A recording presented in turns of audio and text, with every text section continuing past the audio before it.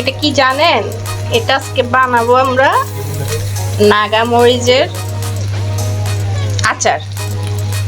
তো এই যে কতগুলো নাগা মরিচ নিয়েছি দেখেন, ধরতে পারতেছি না, ধরলে হাত জ্বলবে, সেই কারণে গ্লাভস দিয়ে কাটা হচ্ছে নাগা মরিচ এগুলো। এই যে এখানে ছোট ছোট 2 পিস করে রাখতেছি। তারপরে এটা হলো তেঁতুলের মাঠ, তেঁতুলের মাঠটা দিলে একটু টক টক হলে মজা লাগবে। তারপর এখানে রসুন আছে, রসুনগুলো দিব।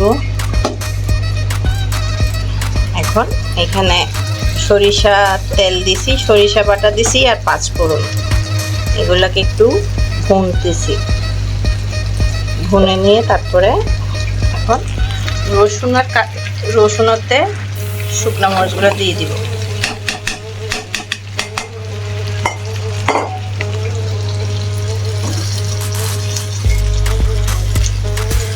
ফার্স্ট টাইম বানাচ্ছি নাগা মরিচের আচার, কারণ আমার বাসায় সব ঝাল লাভার, তো সেই কারণে। কিন্তু আমি ঝাল খেতে পারি না, এখন কম খেতে পারি। এটা একটু ভুনা ভুনা হয়ে গেলে তারপর তেঁতুলের টকটা দিয়ে দিই। এখন দিব রসুন বাটা রসুন দিব একটু।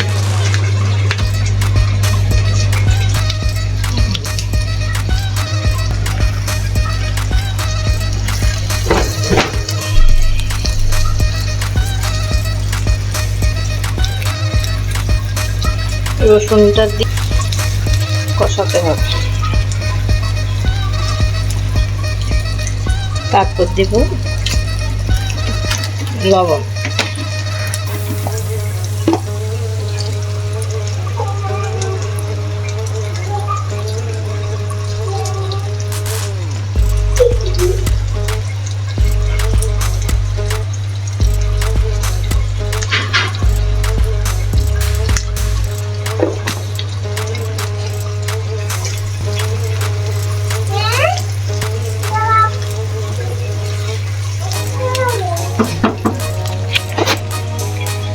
এখন দেব তেঁতুলের টক।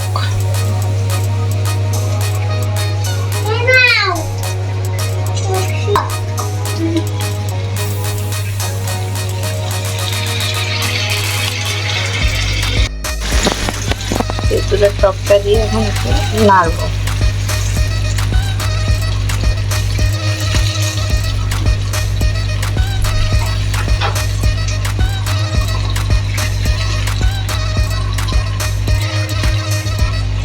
সামান্য একটু চিনি দিব, ব্যালেন্সটা ঠিক থাকার জন্য।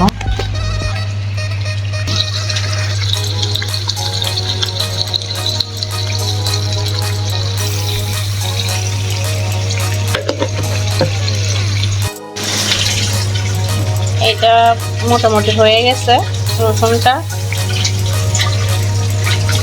একদম ভালোভাবে কষানো শেষ।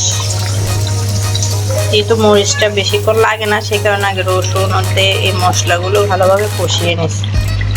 এখন দিয়ে দেব, ঘ্রাণটাই অন্যরকম, ঝাল ঝাল মরিচ।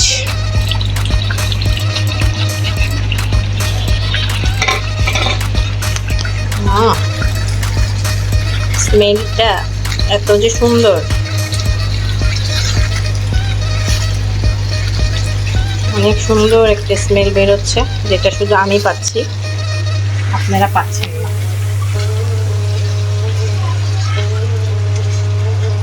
কালারফুল, দেখতেও অনেক সুন্দর লাগছে।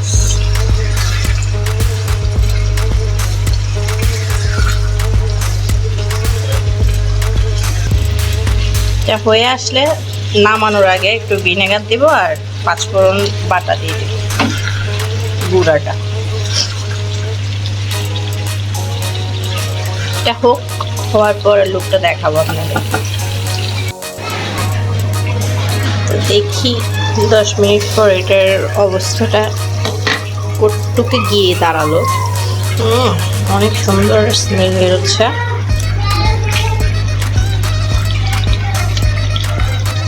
গ্যাসটার কারণে এটা পাশে থাকা যাচ্ছে না আসলে, নাকে মুখে লাগলে জ্বলতেছে মুখটা সহ, অতটা মারাত্মক।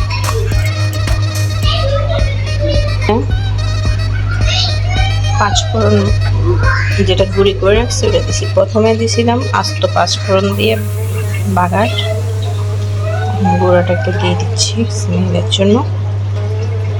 পাঁচফোড়নটা দিলে আচারের স্মেলটা খুব ভালো হয়।